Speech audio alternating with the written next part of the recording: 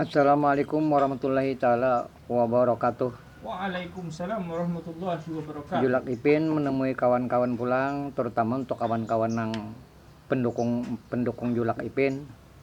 Indra Tumor, Belekete, Amang Kicol, Mangka Sairi, Abang Ahmad, Abang Sulaiman, kawan-kawan yang mendukung Julak Ipin.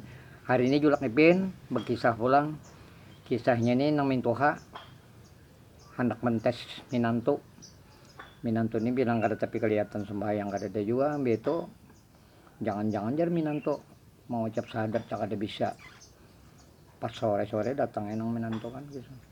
Nang jar ujar namin tuha. Munda nang jar ragu-ragu ban alon nyawa ni jar. Nyawa dah kada pernah mendengar mah jar. Coba pang nyoba membaca syahadat bisa kan jar. Jur nang minto tadi nang mana ko minantu. Nona nak mendengar nah kasih najar.